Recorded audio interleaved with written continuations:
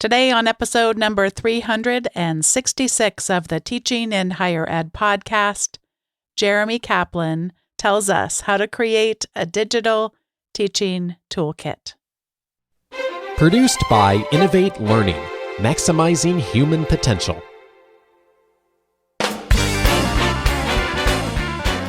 Welcome to this episode of Teaching in Higher Ed. I'm Bonnie Stahoviak, and this is the space where we explore the art and science of being more effective at facilitating learning. We also share ways to improve our productivity approaches so we can have more peace in our lives and be even more present for our students.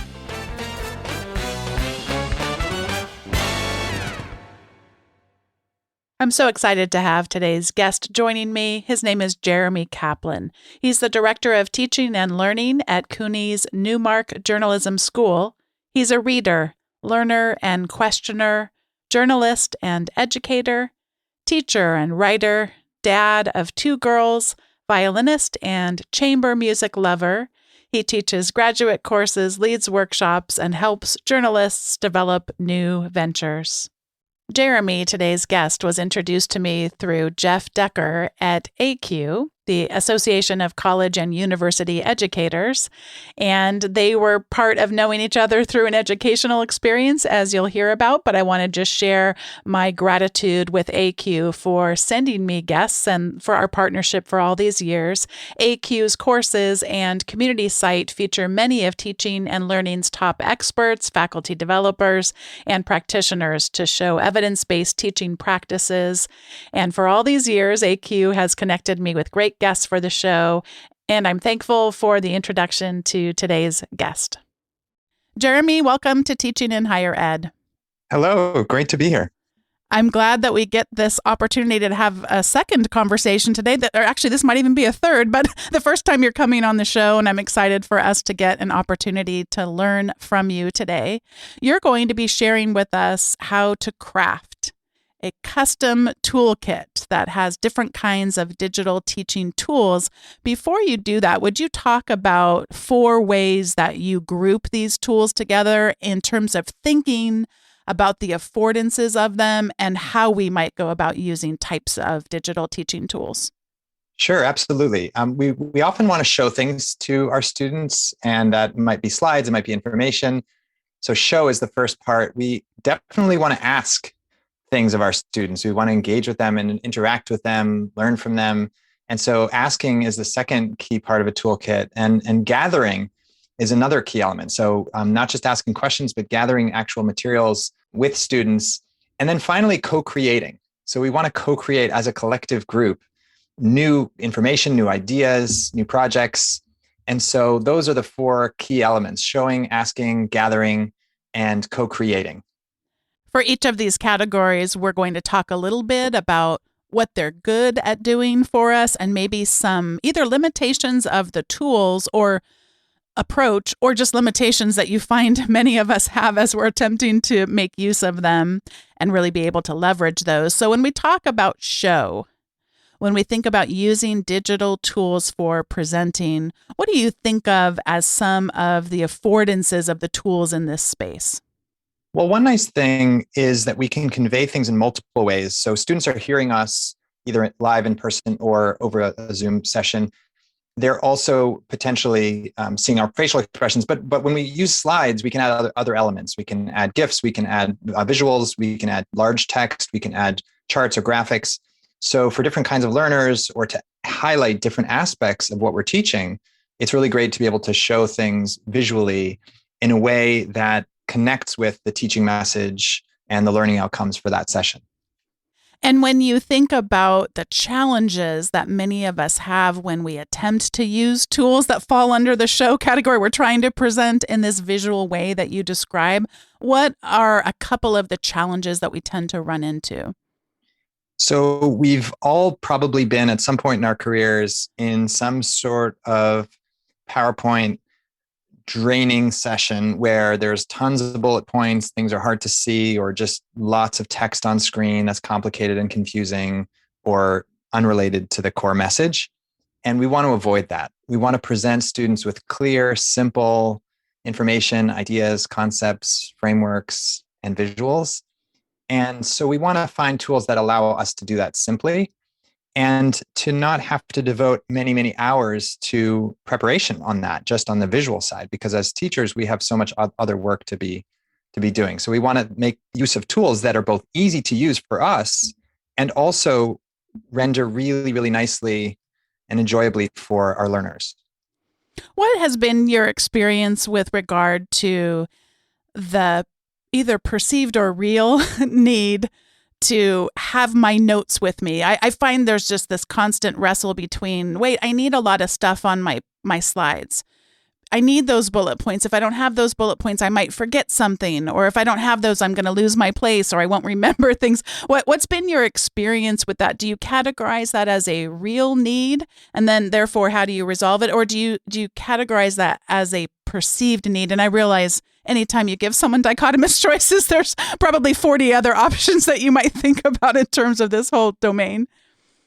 Yeah, I think there are packers and then there are spacers. Packers like to pack a lot into slides and spacers like to put, one core message and a big visual. And I think people have different personality styles and different leanings and different needs. By the way, I think that approach also applies to how we structure our lessons, our lesson plans. Some people pack in 100 different points in a lesson and try to move really quickly through a lot of stuff to be exciting and inspiring. And other people will space things out. And there are just 3 core messages for today. And both of those have value at different times. And both of them are kind of inclinations that different teachers have. So I think it's important to identify what what works for you, what's your jam, what flows for you as a teacher, and then to secondarily make sure that that's in accordance with what will resonate with students. And in general, I think the spacing approach for visuals on a slide tends to be a little bit more manageable for students because it doesn't ask them to read a lot on the screen at the same time. And it allows you to focus on one point at a time, which is one of the nice things about slides is it allows you to move sequentially through ideas or concepts or information and to take as much time as you need to on a given point. So I tend to prefer not to use the slide as my own notes or to kind of remind me because I want it to be really the visual that comes across to students that we're all focusing on. And then I can use other supporting elements to help me remember, whether it's a Post-it or a note by my desk, or whether it's a kind of slide notes that's within the tool that I'm using. Yeah, I what I'm hearing so much from what you said is just thinking about the purpose of it. So the purpose of this category of tools is to show things to learners, not to yourself. So if what you need to do is show something to yourself, there's other ways, like you mentioned, the notes space that's in all of the presentation tools I'm familiar with, or having something even printed out. I'll often print out a slide deck with 9 slides on a page. And then that way, if anything were to happen technologically, I have a backup plan. And then I also find I'm better with transitions. I see that next slide that's coming, which again, many of the presentation tools will provide that for you in some type of a presenter view. But I find I'm better if I'm moving around the room. I'm not locked to my laptop, and then I can be looking at what's my next transition. And sometimes I'll even build in blank slides that for me are my little reminder of, okay, this is your transition into, and just mixing things up that way can be really helpful. So, all right. So what is a show tool that you want to share with us that we might consider building into our toolbox? Sure. So the first one I'll mention, and I wrote about this on my Wonder Tools newsletter, it's called pitch.com. And for now, it's completely free for anyone to use, including teachers. And it just makes slides look beautiful. So if you're familiar with Google Slides, it's web-based in the same way.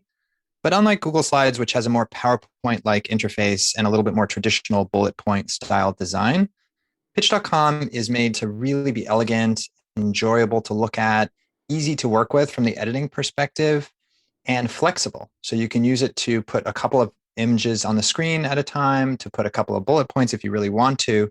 But whatever you put, the templates that pitch.com provides you with makes sure that it's going to look really professional, really clean, really polished, really engaging for students. And it allows you to collaborate with colleagues if you do that, if you enjoy doing that. It allows you to present in a variety of different ways. If you're presenting online or in person, it works well for all of those kind of teaching scenarios. So I really am enjoying that as a pretty new presentation tool. I have some others that are good for other circumstances. So if you are someone who teaches science or math or other technical subjects, engineering, and you use a lot of numbers or graphics or charts in your presentations, there's a wonderful tool called beautiful.ai.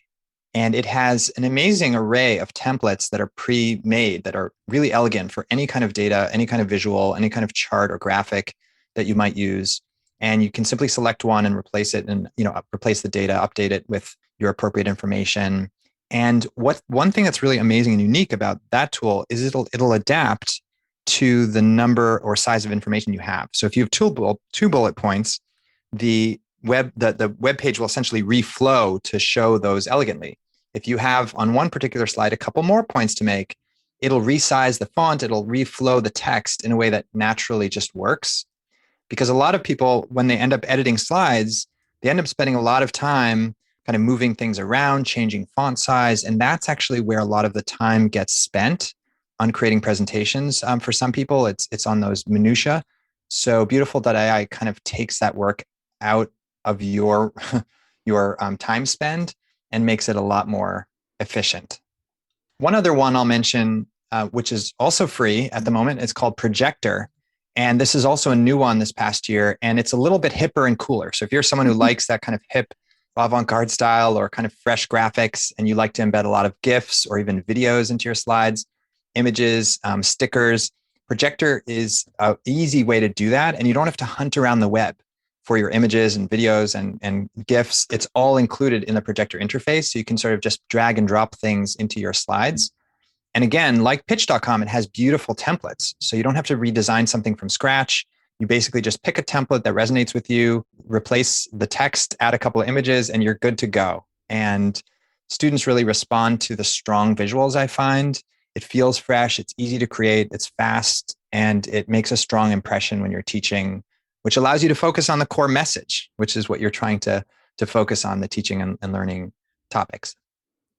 When we talked about show, we talked about presenting, we talked about some of the things that lets us do and also some of the hindrances.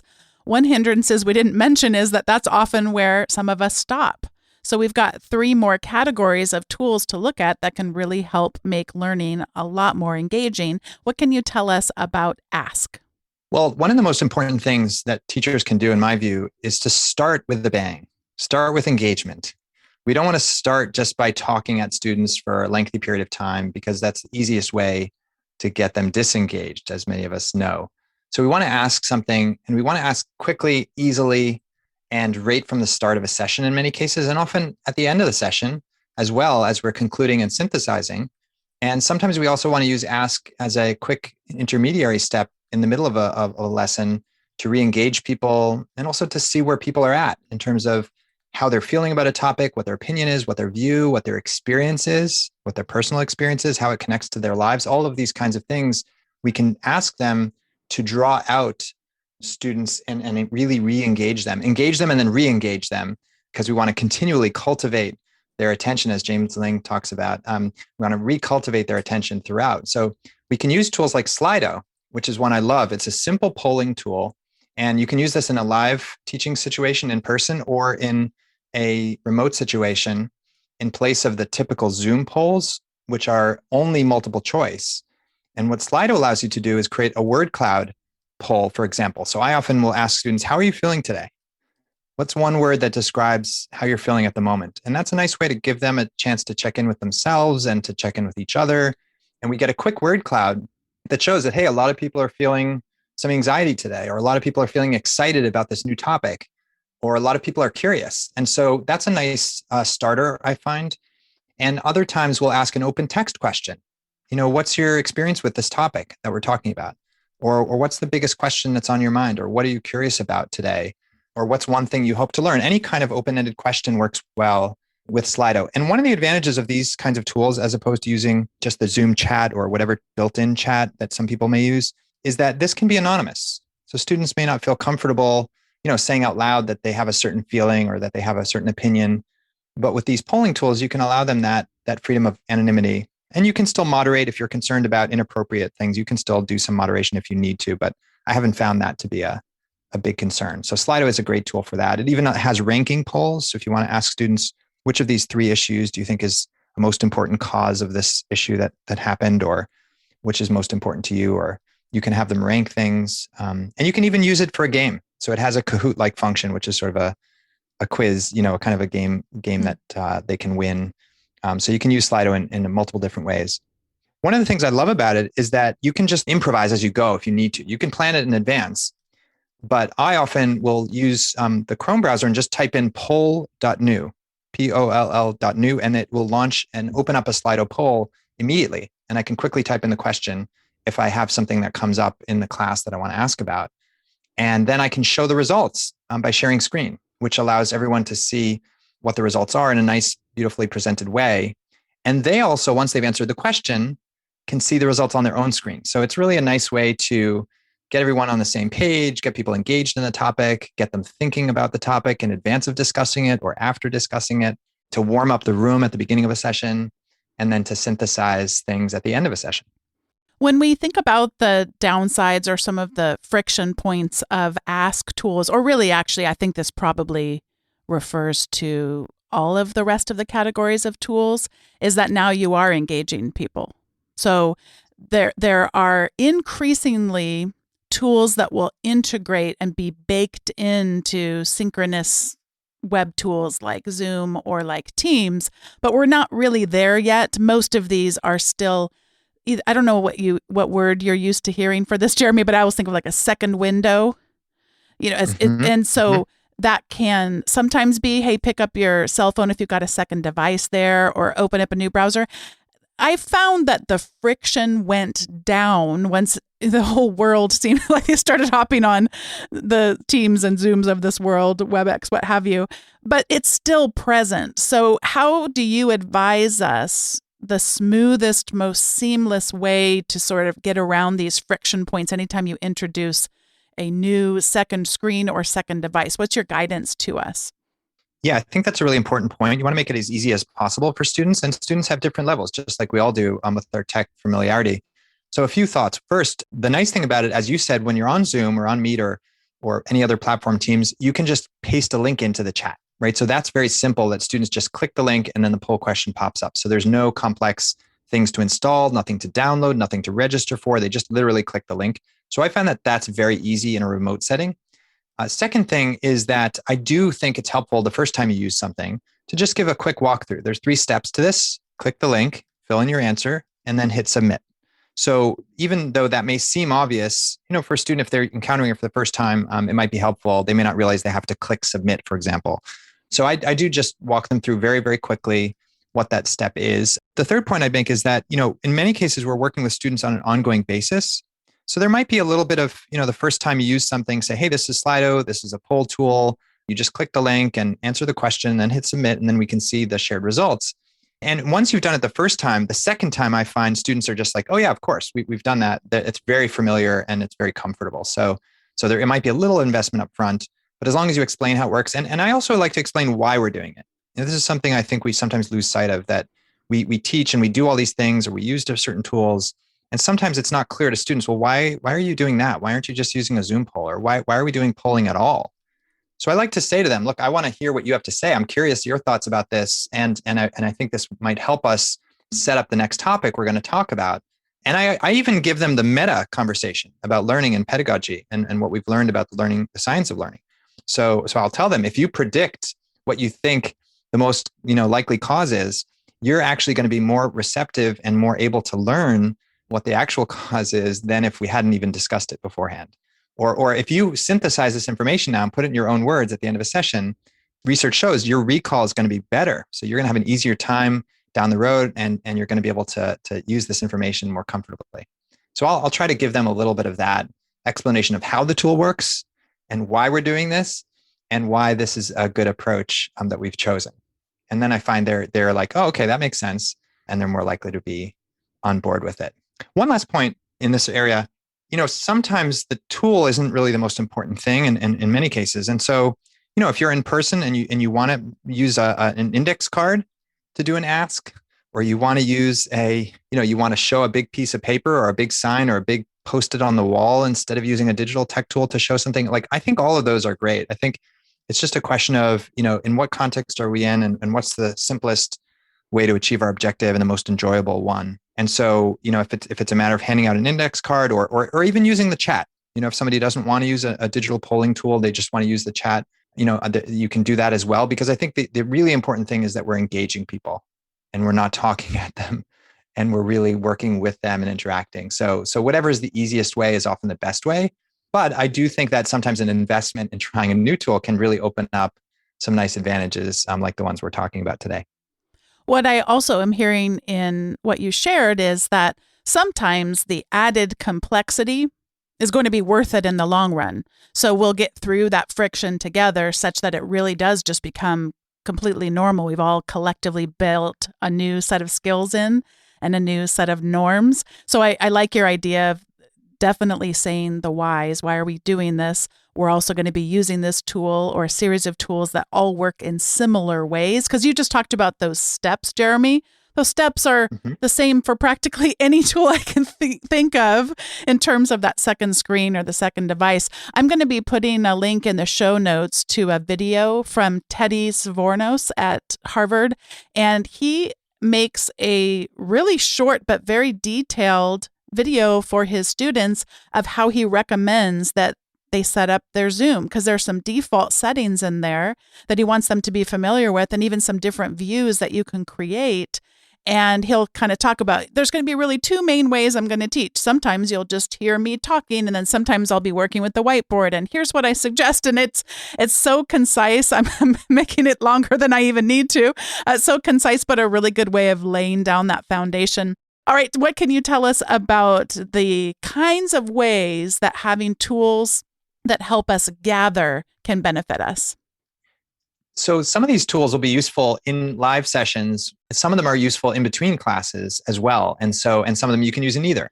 So some examples of tools that I use for gathering include Google Photos, which is a really simple one, and basically allows you to create a shared album that all students can add to. They can add images or videos. And it's very familiar to people because they use, Google tools often, and they have it on their phone and or their desktop. And it works well. It's fast. It has no storage limit. It's completely free to use. You can give students a link to that shared Google Photos album. Once you've made it publicly editable or editable by the group as you choose, they can then add their materials to it. And then the second step is they can then comment on each other's contributions. So depending on what kind of class you're doing, the images that you're using might be very different, but you can always have this kind of interaction where people are commenting on each other's images and creating a collaborative album, really, by gathering all this information. Another one that I find useful is sendtodropbox.com. So this is a tool, and there are others like it, where you can basically have people send something into a shared Dropbox. And then you can either have only access to it yourself if you're just gathering things from students and then showing them selections, or you can make the access shared.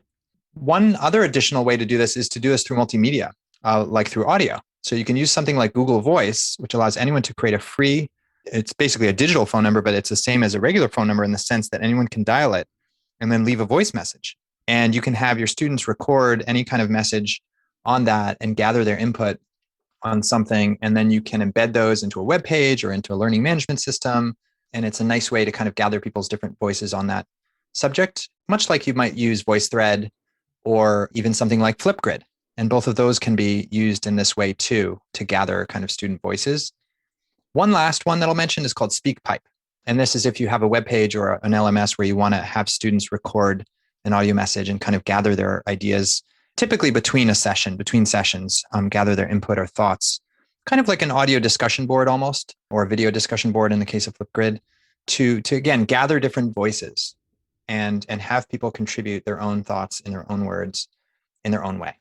What kinds of challenges do you see people having when they start to use Gather tools?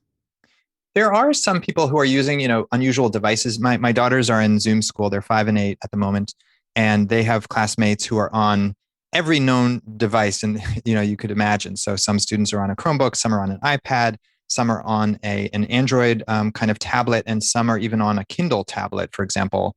So that means that not everyone has the same interface when they're trying to share something, whether it's a file or a photo or a video.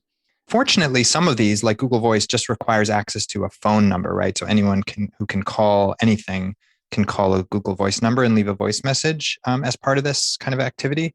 So some of them kind of get around that complexity a little bit.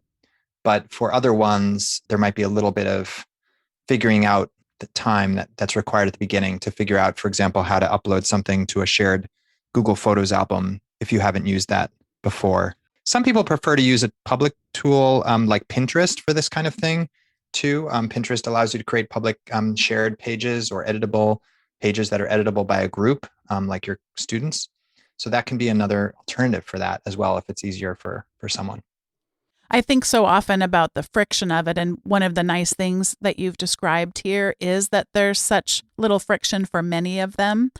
But whenever we think about the lowered friction, that means lowered friction for anyone, not necessarily just our students. So I always want to caution people that you wouldn't want to put out on Twitter, for example, the link to your Google Photos album where anyone could, put stuff up there if it wasn't, protected in some kind of a way. So keeping those links that are really, really open and allow someone to contribute without having to log in or being logged in, it's going to be important not to put those in public space. I don't know if you have any other warnings like that for us. Yeah, I think a lot of times these you can invite people individually, so you don't have to necessarily make the link totally public, depending on the particular tool in that case. And yeah, I agree that in some cases we want to make sure not to make the link available in public spaces, just as you wouldn't put your private phone number on a public Craigslist page or something. We want to be careful about that as well. What can co-create tools allow us to do? This is where we can really make exciting things together as a group. And this can be in a live session, in person or online, or it can be something we do collaboratively over the course of a week in between classes or over the course of a semester. And the tool that some people might be familiar with, which is a great starter for this, is Jamboard, Google Jamboard. It allows you to basically have a digital whiteboard that you share, and people can add simple things like just Post-its and little comments and little drawings. And then once you've kind of mastered that, or if you want something more than that, there's a whole range of really nice tools that allow you to do a little bit more co-creation. One of them that's commonly used by teachers is Padlet, which many people may be familiar with, and allows you to create multiple different kind of vertical columns that allow people to organize and share and create information or images in different categories. But some newer ones include Miro and Mural. These are a little bit fancier whiteboards that allow you to create really kind of intricate collective creations, whether it's a framework that you've given your class and asking them each to fill in a certain section of it with images or diagrams or text or things that they find online. And you can use it in a very simple way. A lot of people see it and get overwhelmed by a tool like Miro or Mural. By the way, both of those have free educator plans to start out with. So a lot of people get overwhelmed because they are powerful professional tools. But actually, they have wonderful onboarding exercises and examples and templates. So you can, as long as you can devote about 15 to 20 minutes to kind of getting yourself set up, you can actually get started really easily. And I would encourage people to start with something very simple for the students to do. So there's some very simple sort of icebreaker activities, just so the students can get familiar with the tool set on those tools for the first time, because there are, a bunch of different tools to choose from. So the first glance can be like a little bit overwhelming for students. And so it's good to have a very simple exercise. And actually both Miro and Mural come with preset templates, for example, for icebreakers. So you can just pull up one of those and just kind of practice with the students for a few minutes to show them how they're going to co-create something on the board for something that you've planned. A brand new one that's just joined that's even easier, which I really love, is called FigJam. So if people are familiar with Figma, which is a super popular new kind of design tool, FigJam is a free open whiteboard, digital whiteboard that anyone can now use. And it's even simpler than Miro or Mural. And yet it's really powerful for creating things together and collaboratively thinking about a topic. And it's fun. I think our teaching should really be fun. Our learning should be fun. It should be effective, should be engaging, of course, but it should also be fun. And so these tools really allow us to have a little fun, be a little playful. Occasionally you can add a sticker or a little funny GIF or graphic. And that enhances learning. It makes learning more effective and engaging, and it just enhances the experience. So that's part of the co-creation process as well. And what have you found that people might run into as far as challenges go when trying to use these co-create tools? I have had students. So I run a program called the Journalism Creators Program at the Newmark Graduate School of Journalism at CUNY in the City University of New York. And we do have some students who are coming in from various parts of the world for remote sessions, and including places where there's really low bandwidth or there's complicated connectivity issues. And we have occasionally had a couple issues with people trying to use something like Miro collaboratively, collectively at the same time. And in some cases, that low bandwidth makes it difficult to take advantage of all the features of that kind of a tool. So if you are dealing with low bandwidth situations or students who don't have access to a kind of relatively modern laptop, that kind of a tool might be a bit of a challenge for them, in which case, you might try a simpler one like Google Jamboard, or even go back to even simpler tools. Again, if need be, have them use, paper and be drawing something on paper and showing it, in front of their camera, or if you're if in a remote situation, or just using paper and pen in a live classroom. I think the important thing is people are creating together, they're building together, they're doing something engaging, interactive, and fun. And so, I've resorted to using, tin foil and toothpicks and, clay and whatever the materials are, whether they're digital or not, will depend on the context. And so just judging by what your students can do and what works for them, you can really do as exciting and new a thing as you'd like, or return to something traditional and effective as well. One of the challenges that I have found in these spaces are actually two ends of a continuum. One challenge is people not understanding, students or learners not understanding that to leave the other stuff there. So sometimes you'll have people that will delete everything that's there because they're not accustomed to that multiple people will be working on this. And it's one of those things I have at least once forgot to explain, like, no, you're not starting with a blank sheet of paper. It's not just your sheet of paper, but it's something that multiple people will be contributing to. So that's been one end of that spectrum.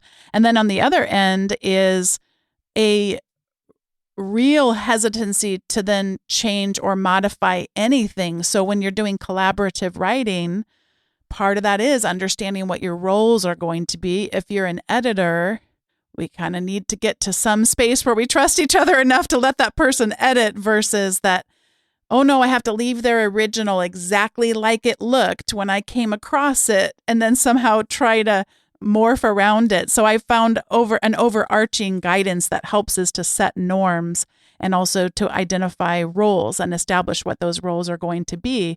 So it's sometimes, I think it's when you do a lot of collaborative work, you're just so used to that. You just hop right on and off you go, and not recognizing that, we're taking our identities into these spaces, and to be sensitive about what that means if you change somebody's work without talking about it in advance. That doesn't mean that you had a bad idea or a bad writer. These are some of the more collaborative, people-oriented skill sets that I find myself needing to think about in addition to using the tool for whatever it is we're trying to accomplish on the discipline-specific learning, if that makes any sense. Have you ran into this as well? Yes, I think that's an important point. So I think the first step is walking people through the instructions, as you said, making it really clear. Here are three things to keep in mind. It's okay to make a mistake. You can play around. It's important to respect other people's work and to draw in your own space, et cetera. So setting up some instructions. The second thing I've found helpful is having a little experimental time. So, in other contexts, we get a chance to try something a little bit before. We might get an amuse bouche at a restaurant or something to taste something, or a sample at Trader Joe's or something. And so I think giving people a little bit of a mess page, I call it a mess page or a scratch page, where the first time we're using something, they can just kind of play around and try out the different tools, and it's okay to be messy or make a mistake, or, even erase something, because they'll realize how it works. And then when we're trying to really, create something for the exercise or activity, we're kind of past that scratch phase and we're ready to go. The third thing that I think is helpful in this regard is having separate spaces to some extent. So if you use Jamboard, for example, you can have each group or each student have a separate little area that's their own. And if you have Google Slides, I often have students co-create a Google slide deck. So they're each working on a different slide. And I'll usually take a minute or two beforehand to just label the slides with their names, or even just 1 through 20 or whatever number of students you have. And then they're each on their own slide, for example. And you can do this with pretty much any of these digital whiteboard tools where you kind of have, for example, with Mural or Miro, you can kind of copy and paste a set of, an area essentially that is designated for each student so that they're not working on top of each other digitally. They each have their own designated work area. And the same applies even if you're using a Google Doc. Google Docs can be fine. They're simple collaborative tools, and you can designate, a space for each group or each student to work in. And then there's less risk of, students typing on top of each other or deleting things. One thing I do encourage them to do, though, is when we're doing these exercises is to take time. We usually set aside some time for students to look at each other's work, because there is also a risk that students just do their own thing and they're not really noticing what else is going on. And so we want to take a time, just like, elementary school students do a gallery walk. They walk around the room and see what everyone else put up around the walls. So we do a kind of digital gallery walk where we sort of say, look at what everyone else created. And then most of these tools have commenting functions. So you can add drop a comment and say, oh, that was really interesting. I wonder what you meant by this. Or I really like that you mentioned that. It connects to something that I was working on as well. And so you get some additional interaction in that next phase after the initial creation. I love doing that too, and asking people to say, what do you notice the themes are, or patterns, or what one stood out as completely surprising or unique in some way, and being able to see those connections can be so powerful. And it's almost a new lens that we can put onto our learning that can be so powerful. Yeah, it's really fun. And it's something that can happen live in the session again, or it can be something you continue afterwards as part of the ongoing thread of the class. And even with a tool like Padlet, it allows that kind of commenting. And so most of these tools really can work well to continue the discussion after class. The discussion after class doesn't have to be, or between classes, doesn't have to be on a quote unquote discussion board. It can really be done in a kind of creative way through some of these collaborative tools. Before Jeremy and I get to the recommendations segment, I wanted to thank today's sponsor, and that is SaneBox. And SaneBox is one of those services that I've been subscribing to, and so has Dave, for so long that I almost forget how email works without it. What SaneBox does is it helps take all of the stuff that pops up with equal importance in our inbox and sorts it with a lot of really smart thinking, the algorithm that it uses to sort things into things that might be less important, puts them in other folders such as Sane Later or Sane Newsletters, lots of ways to get things out of our inbox that are likely to be less important. And if it ever gets that wrong, which I still scratch my head because it really doesn't with me, but if on occasion I want to take something and retrain SaneBox, all I have to do is, for example, I could drag an email from that Sane Later folder into my inbox, and SaneBox just magically remembers, oh, next time she gets that same email, she wants it to show up in her inbox instead of in the Sane Later, and of course, vice versa works as well. So very easy to retrain it. I hardly ever have to do that. But if I ever do, it's a really easy process. It makes it so much easier for me to manage my email and to make sure that I'm not overloaded with a bunch of messages that all get treated the same when they really shouldn't be in terms of priority. If you head on over to sanebox.com/TIHE, as in teaching in higher ed, you can get a free trial and take advantage of a $25 credit toward a SaneBox subscription. Again, head on over to sanebox.com/TIHE. And thanks once again to SaneBox for sponsoring today's episode. This is the point in the show where we each get to share our recommendations. And I have one that actually relates back to you. And that is, I want to recommend that people go check out this Notion page that you have for an event that we both got to be a part of. And that is a link to Journalism Through the Learning Design Starter Toolkit. And so I'll put a link to that in the show notes, but it is the same 4 categories of tools and many of the same tools that you just mentioned. And even though it's in a journalism context, I found it so helpful just in any context to want to do these 4 functions. And I just encourage people to go over and check that out as a way of extending the learning from today's episode. And I'm going to pass it over to you, Jeremy, for your recommendations. Sure. Yeah. So I have a few final sort of digital tools that we didn't mention. I'll just mention really quickly in passing, and then I'll give you my kind of personal recommendation. So a few tools that are really, really fun and great, I think, for people to explore if you haven't. One is Goose Chase. This is for scavenger hunts. And you can use them with a class. You can use them for an orientation kind of a session. It's super fun. It's a digital scavenger hunt. I love using it with students to get them to know each other and to just have an onboarding kind of fun experience. And it's a blast. Another that I want to recommend highly, if people aren't aware of Pathwrite, it's a wonderful new way to think about learning paths online, creating learning paths. We're all familiar, I'm sure, with learning management systems, the big famous ones like Canvas and Blackboard.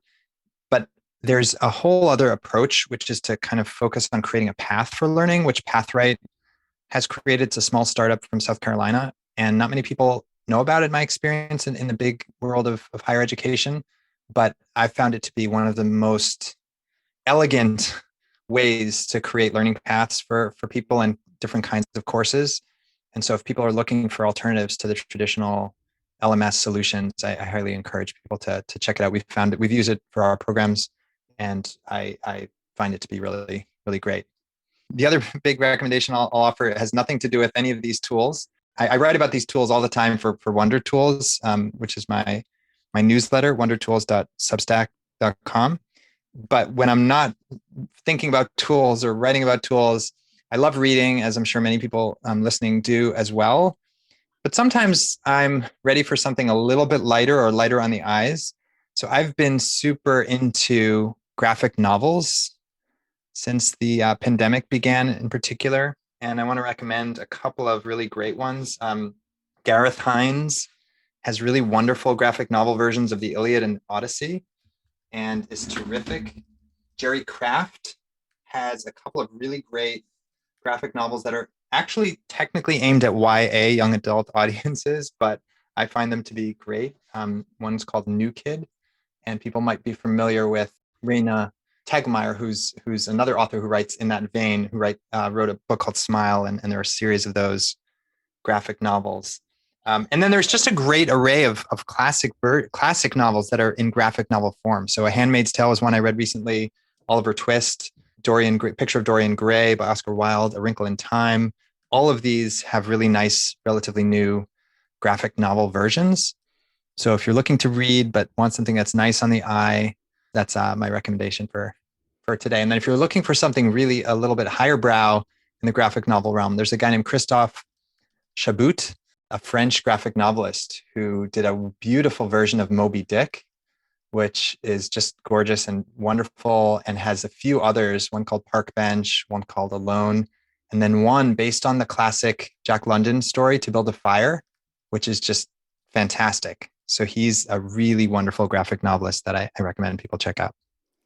Well, you definitely have not left us with nothing to play with after today's episode, nothing to check out.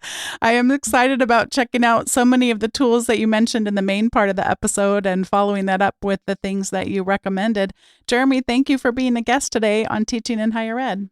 It's been a total pleasure, Bonnie. I love your podcast. You do great work, and I'm so excited to be in this community of educators who are working in this really, really exciting field. I'm so grateful to Jeremy Caplan for joining me for today's episode of Teaching in Higher Ed. I was energized by our conversation and I have all these things I want to check out and hope you do too. If you'd like to see the show notes for today's episode, it's probably already in your podcast player. You can probably swipe over depending on what app you're using. But if you want to access it more directly, head on over to teachinginhighered.com/366 as in episode 366. You can also subscribe to the weekly Teaching in Higher Ed update. The show notes will show up in your inbox, along with some other goodies like other recommendations, some quotable words, and other things I think you'll enjoy. So head over to teachinginhighered.com/subscribe if you'd like to subscribe to the Teaching in Higher Ed update. I'll see you next time on Teaching in Higher Ed.